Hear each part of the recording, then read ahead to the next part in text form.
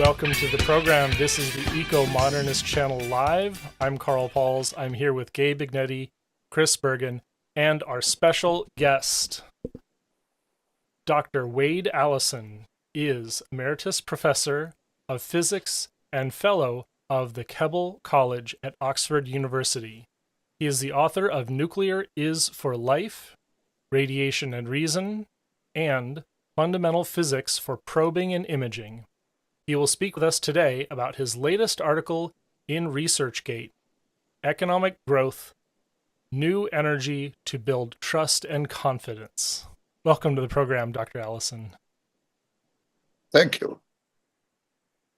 It's really good to see you again. I think, of course, it's been maybe a year or two since our last talk, and you've been quite busy, and this article is yet another excellent contribution that we've seen from you. So thanks so much for your work. I'm stepping outside my area of expertise, but we all have to be experts in economics in a way. I mean, the bill comes through the door and we got to pay it. So I think we all have to look at the economics of energy, and energy is big in economics. So that's the point I want to make. And so from what we gathered from your article, you were very critical of renewables, especially the intermittent kind. Are they actually useless? And why is that? Well, the first thing is, I mean, if you actually do the maths of renewables, I mean, look at the energy of the moving air as it hits the fan. You can't get more energy than is coming in that moving air. And a student looking at that, you look at the energy and how much and it's pathetic. That's why the windmills have to be so big, and why you need so many of them. You need many square miles of very large windmills, but it's worse than that, because if you do the student physics of it, you find that the power of a windmill like that, assuming it's perfect efficiency, it goes as the third power of the wind speed. So if you cut the wind speed by 50%, you go down by a factor of 8 in the amount of energy you get. And worse than that, if you double the wind speed, you go up by a factor of 8. And most of the windmill then has to concentrate on turning itself off and not destroying itself. So windmills are very bad. I mean, at least solar panels aren't as bad as that. But give a good hailstorm or a sandstorm or a hurricane, it plays nonsense with a solar farm. So, but it's not that. It really is the intermittency. I mean, if we want an electric grid, we want industry needs electricity all the time. I mean, domestically, we may be able to be happy if it goes off, but you can't run a cold store, you can't run a steel plant or anything with electricity that might be there. To go back to Alice in Wonderland, she says to the White Queen, or White King says, "You can have jam tomorrow." And she said, "That's no good, I want jam today." So it really is, time matters with energy. So there's a lot in that response. And I think the most pressing thing is that for the uninitiated, you mentioned that when wind speed improves in its raw power, this doesn't translate into an output. Is that because of the design of the windmills? As the power goes up too much, so you have to cut back. At about 55 miles an hour, they start trying to turn the windmill off. And that's not that easy to do because it's going round. So they get fires and there are difficulties with windmills. Yeah. They're also erratic. It's also erratic the way the wind is. If you get 50 miles an hour for 4 days a year, you can't design your system around that level of power. It's when it goes down to 5 miles an hour as it is at the moment in Europe. We've got a big anticyclone over us, and Germany has got all this wind power and all these solar farms, and it's almost winter time, and they're generating nothing. So it's all coming from French and other nuclear plants. Mm-hmm. An anticyclone, is that a different term for the Dunkelflaute? Is that perhaps the English term for it? No, no, no, no. The anticyclone just means a static, high pressure thing. So the wind's gone down. Yeah. And then, okay, then so the German Dunkelflaute is just their periodic low wind. Dunkelflaute, I mean, that just means an electricity cut, a power cut, a whiteout, a darkout, blackout. Yeah. I mean, I've no objection to renewables on your own house, for your own power, but don't put it into the grid, because you're upsetting the whole way that the business of the grid supplying everybody else. Mm-hmm. As everybody tries to put their power, their little bit into the grid, then the price of electricity goes negative, and the market can't cope with it. Mm-hmm. Yeah. Chris, you had a question. Yeah, my understanding on windmills, you mentioned 5 miles per hour. It's around 5 to 8 miles per hour, depending on how it's designed, is the minimum wind speed they need to generate energy. Is that correct? That's right. Yeah. And I think you said the way that the wind turbines respond to wind, with 8 times the power if it increases or decreases the other way. I think that's called Betz limit, BETZ. Yeah, I mean, engineers have they look at this from the other end, but I'm a physicist. I'm looking at what's going in. The engineers can't get more out than the physicist says coming in. Mm-hmm. Exactly. Wonderful. Well, so I guess we, of course, have solutions. So our solution is nuclear, but is that an economic solution? Well, yes. If you want to build a nuclear power station, you need a bunch of people who know how to do it. And so a lot of resource has to go into their education and finding out how to do it. What else you need? Well, you don't need very much land, and you don't need very much uranium, and you don't need that much water because you can pump it around, and you don't need, well, no more concrete than you need in a wind farm, less, in fact. So where does the money go? Well, the money goes into paying people who are frightened that the nuclear plant might be cancelled, because it has been cancelled in the past. Or there might be an accident and a lot of people might get paid compensation when in fact they weren't hurt at all. I mean, this is what happened in Japan, for instance.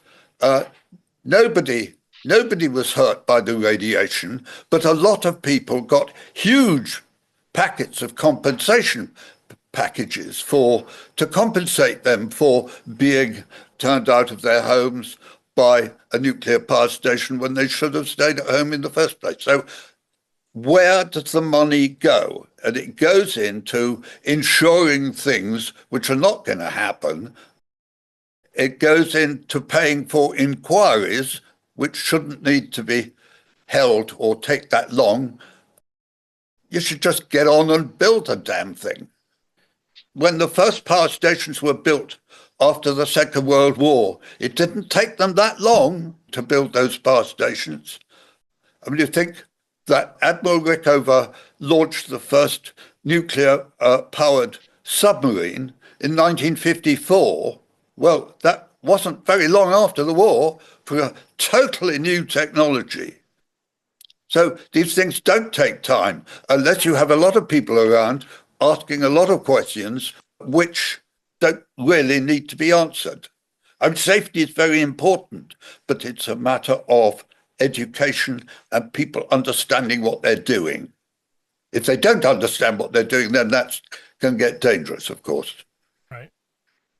So your prescription, as it seems from your article, is that we just need to start over with our nuclear regulations with an evidence-based approach. Yes, I am horrified at the results of your election. One good thing that might come out of it is that I don't think Mr. Trump has no time for the regulators. But there are other things that where that philosophy might go very wrong. Yeah, unfortunately, he also has a very firm anti-nuclear person in his prospective cabinet. And this is very difficult for the nuclear industry and is going to create uncertainty, if I'm to speculate at most that I can. I haven't heard anything at work, of course, but this is my worry, that I am personally Robert F. Kennedy, worried. right? Yeah, RFK is Right. absolutely awful on science, completely misinformed and misinforming of many different topics. You've got a lot of pro-nuclear people pretty close to Trump, haven't you? I would hope so. I think that we simply can't predict what is going to happen next. No, I can see that. Yeah, it's just so. Yeah, we simply don't know. It is frightening. Chris, go ahead. Yeah, I was just going to mention there's pluses and minuses to go around. I know the electric utilities, including the electric cooperatives here in the U.S., in one regard are relieved that Trump won, because that means that the EPA's rule about getting rid of greenhouse gas emissions by 2030, that's going to probably go away. It's something that they have filed lawsuits against to try to stop the EPA from regulating them, of basically shutting off the coal and natural gas plants by 2030 unless they can get carbon capture to work properly, which they're not expecting to make that work. And even if they did, they'd have to install it nationwide. But I mean, carbon capture doesn't work in principle at the moment. So it's 5 years to prove it and install it and get it working. Otherwise, we're going to have rolling blackouts as bad or worse than South Africa or Brazil. In the UK, we, in the support of nuclear energy, we have been saying actually a few well-placed blackouts would do a lot of a power of good politically to getting deliciously evil. As long as people aren't harmed and they're the right length and at the right time of year. What's happening in the power in Europe at the moment, it's not that cold. In fact, it's quite warm. And so there's not a lot of life at risk, but there are a lot of people, a lot of businesses that can't work, and a lot of electricity not being generated.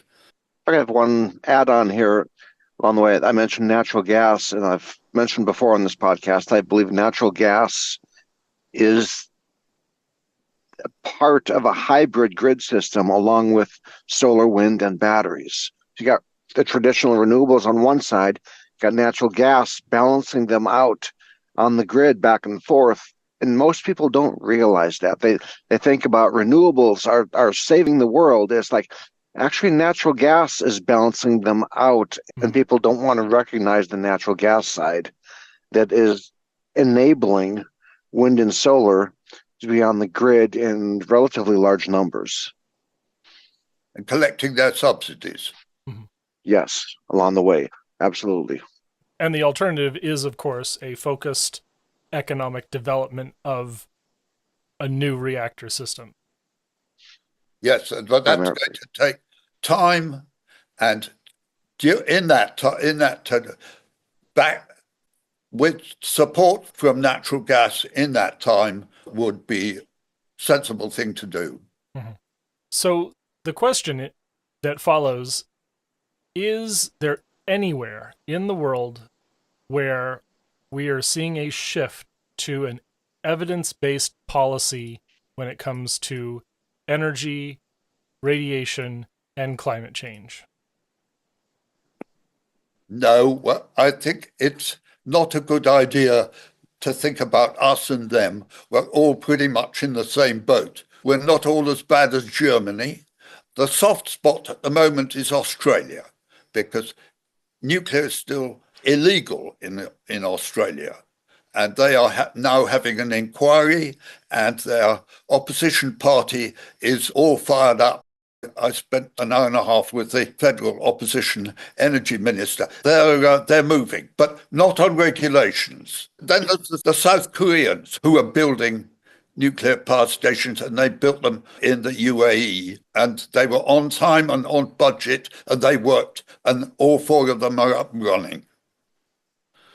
So that's a good story. Yeah, it is, absolutely. I think that I'm also hopeful that the EU will stop their political bickering. They did have a scientific inquiry, and they did assess nuclear as sustainable. And so I hope that they stop trying to re-evaluate this evaluation and go forward with its recommendations. Yes. The trouble is, master of the EU is Germany. And I'm very unpopular in Oxford because I was in favor of Brexit.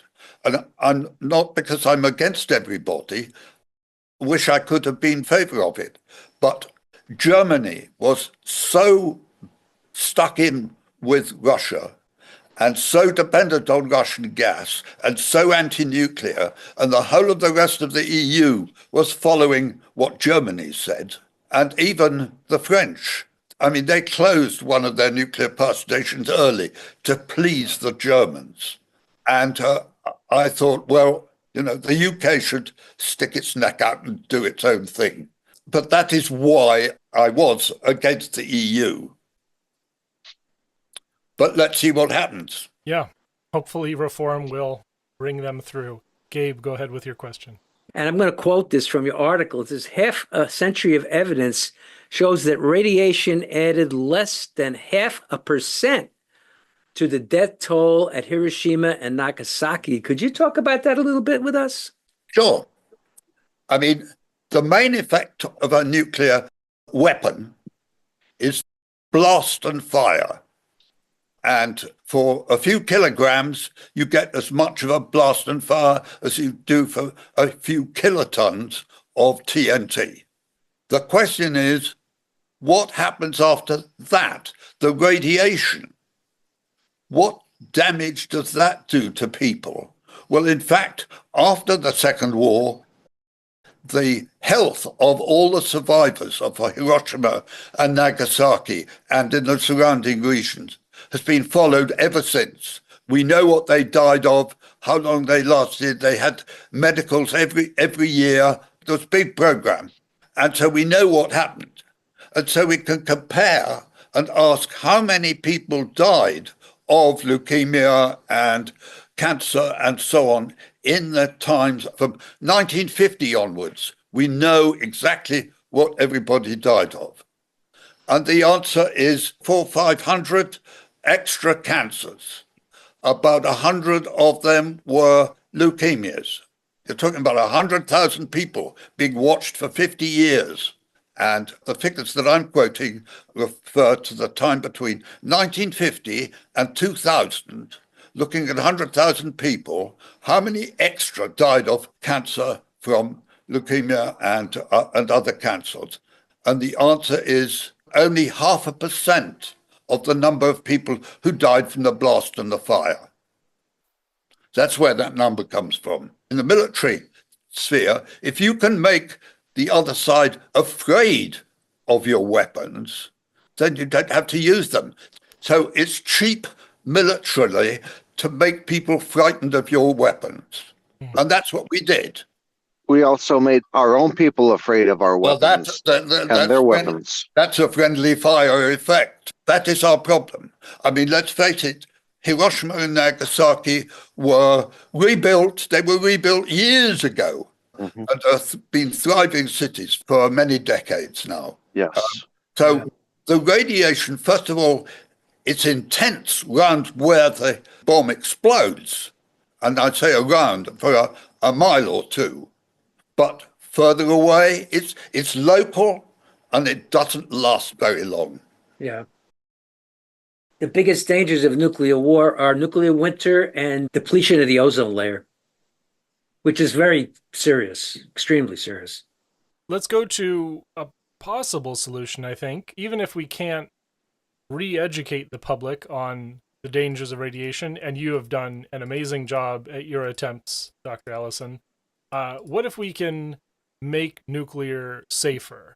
So it would seem that these advanced fourth generation reactors have, they're lower cost, hopefully. They have superior safety because it's not as much water vapor pressure, steam pressure. If these are safe enough, couldn't that satisfy the nuclear opponents? It wipes out so many of the problems that they will worry about, like nuclear proliferation. Is this a solution that will work for the public? Yes, well, of course, we've got several kinds of public. We've got the nuclear regulators. These are people whose job, whose careers have been built on the facts that nuclear is dangerous. The NRC in the US, I mean, they are anti-nuclear. Jack Scope was appointed because he was anti-nuclear. Then there's the general public. There are the people of my generation, and I suspect yours, certainly my generation, been poisoned by these ideas. What we've got to get through to is the kids. At the moment, they do not learn anything about the benefits of nuclear energy. In schools, they ought to learn to take smoke detectors to pieces. In a smoke detector, there is a lump of Americium. radioactive waste. And that is how a smoke detector works. And they should realize that it isn't something 100 miles away or in the newspapers. It's there in their classroom above their head, and it's watching to see whether there's a fire, and it's looking after their safety. And they ought to learn about that. I was teaching at Oxford, I say, in the radioactivity club, I said, you could eat this radioactive source, and in fact, it would be no more radioactive than you are yourself, because your radioactivity inside you. So when I went to South Korea last year, and they were worried about the discharge of the water from Fukushima into the Pacific, I said, you could drink that stuff. I said, I would be prepared to drink that water as it comes out of the filters, and it would be no worse than the potassium-40, which is in my veins anyway, and it always has been.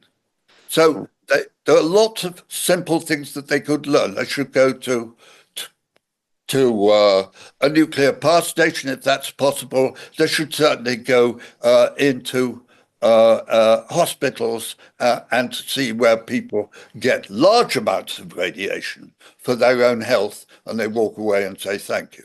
Mm-hmm. The trouble is, of course, that the medical fraternity, for very good reasons, they concentrate on their patients' health. They're not in the business of politics. They say, we want you to be relaxed, and this is not going to hurt. We're going to look after you. And people accept that. The doctors don't want to talk about the ins and outs of radiation. Might make people worried in the present environment. But that's a door should open if we pushed hard enough at it to get the medical fraternity on side. Them and the kids and everybody else, and of course the press, the media, in a sense, the most difficult, because they're the ones who skipped the science lessons at school. They don't know anything about what we're talking about. And the politicians likewise. The public ought to be convincible. Just to sort of summarize, the public ought to be convincible, yeah. Yet we still have challenges. If we can use fourth generation nuclear to reform the industry. If you can make, and you can make, because it's been done, but it needs to be mass produced, make reactors which are at atmospheric pressure. So there's nothing inside which is trying to throw the toys out of the pram when something goes wrong. That's the problem. So the name of the game in the advanced reactors is to get the pressure down to atmospheric pressure. Mm-hmm. And this will have one very, very important thing, which is a great deal of progress is being made on, is shipping. In shipping, if you can get the emergency planning zone, the zone of responsibility around the reactor, if you can get that within the ship, then you can insure the ship, and your ship will be allowed into ports because people will know whose responsibility it is. At the moment, if you have a nuclear-powered ship, you cannot take it into New York or Harbour or London or anything. The insurance will not cover it. So there's a firm in London, Core Power, who are working with people in the States and the American Bureau of Shipping and the International Maritime Organization, and they are working on the regulations for shipping. And this is rather good because it doesn't involve the public, don't worry themselves about shipping.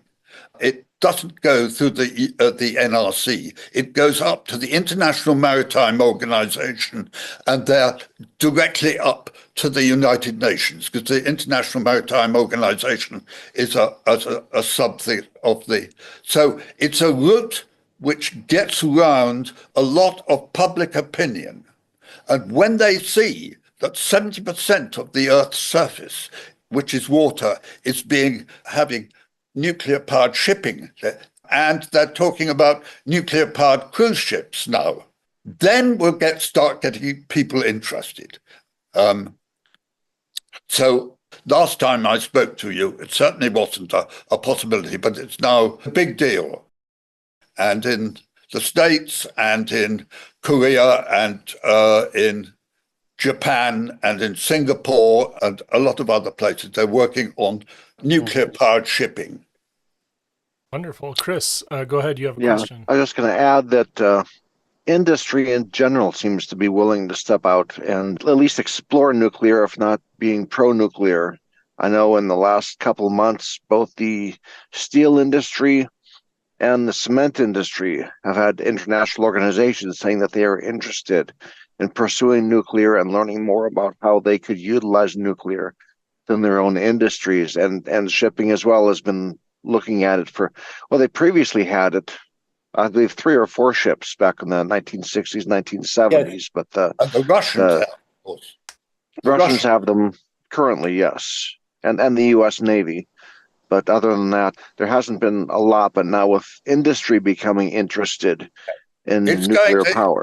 Last time I spoke to you guys, it was clear that this was something that's happening now, and it is happening now. Nobody's going to stop it. Getting the cost down does depend on getting the delays done by attacking these regulations. But if the first ones take a bit longer, certainly if we can get 3 Mile Island reopened, and there are several reactors that look as if they're going to be turned on again. We haven't got to the point of persuading the Germans to consider turning theirs on again yet.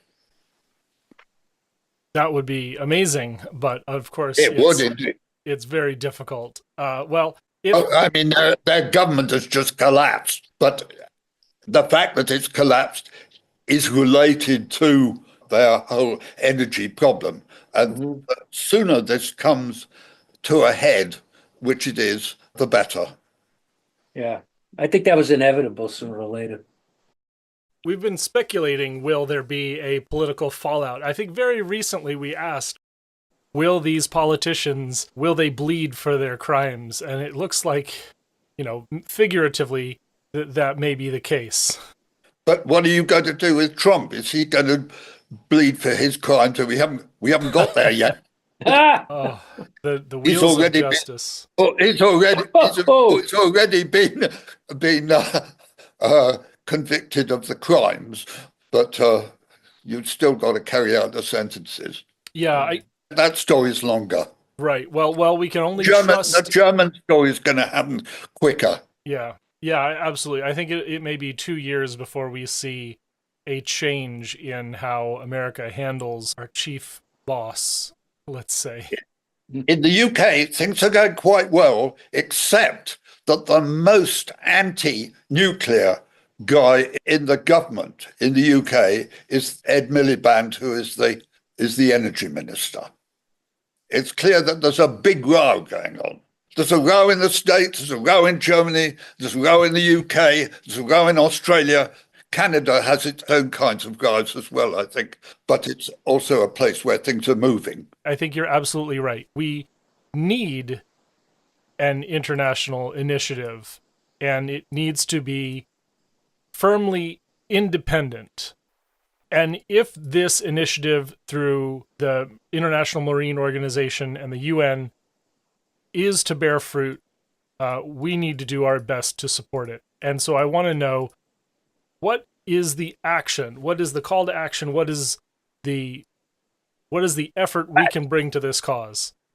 That the International Maritime Organization, American Bureau of Shipping, etc., that's happening. They are working. They're working on that's it. What is not happening is any reconsideration of the civil.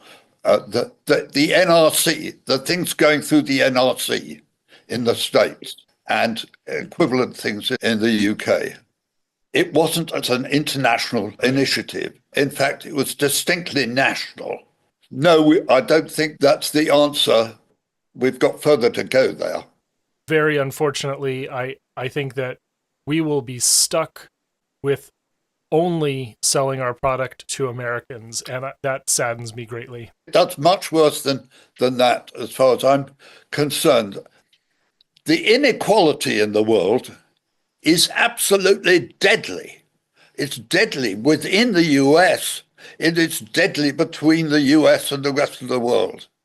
And we're going to have to give away nuclear power plants to people who at least have the education to use them and look after them safely. You can't give a nuclear power plant to somebody who doesn't know how to use it and look after it, because that's going to cause trouble. But the intellectual property, the ownership of the designs is going to have to be at least, if not given away, at least licensed under very favorable circumstances. And if you're right, wouldn't it make sense to have deals that recognize the value of this economic growth in the future? Let's be fair. After the First World War, the countries of the world made a terrible mistake.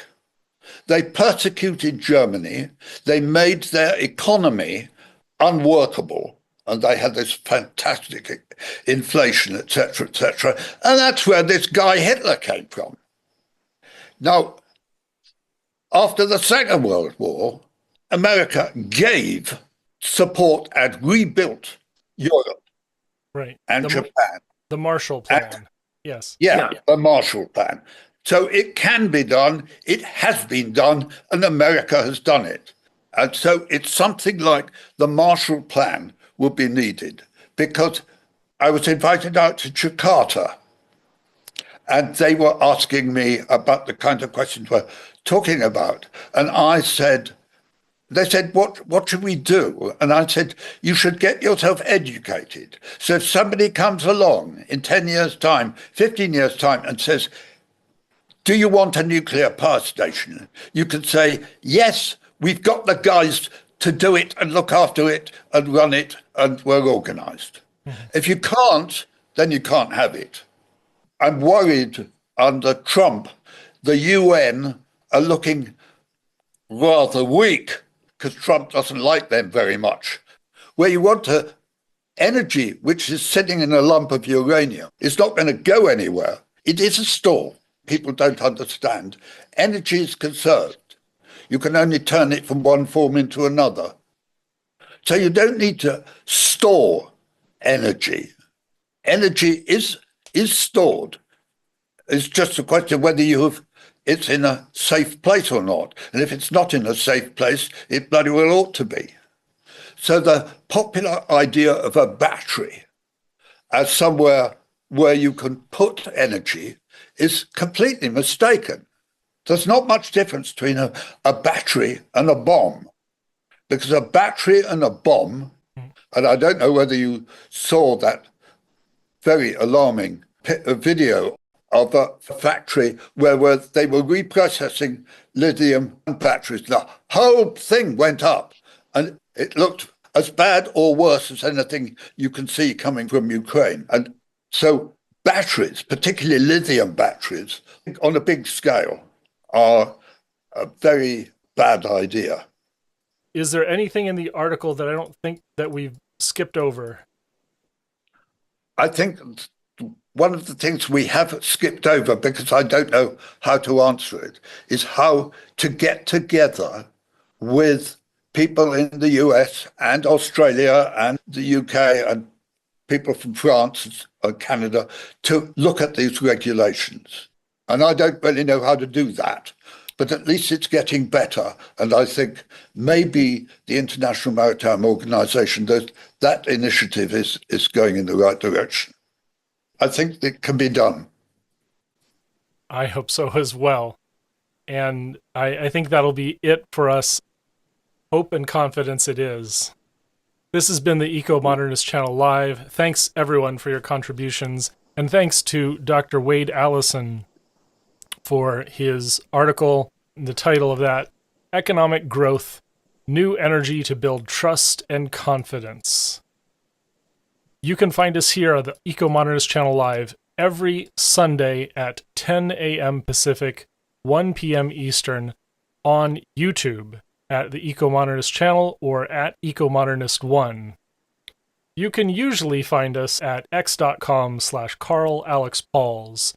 Also on Twitch at Soyaddle or soyaddle.tv for a quick redirect there.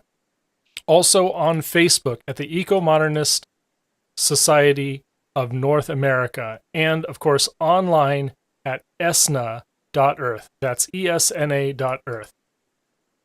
If you can and you support our mission, please consider supporting us financially via patreon.com at the Ecomodernist channel.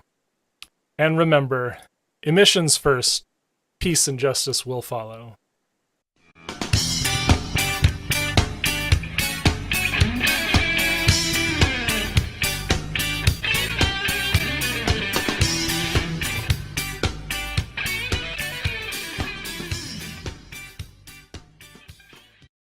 Please subscribe to us on YouTube, Ecomodernist Channel. Also to subscribe to us on Twitter and Facebook, Ecomodernist Society of North America. And online at https://esna.earth.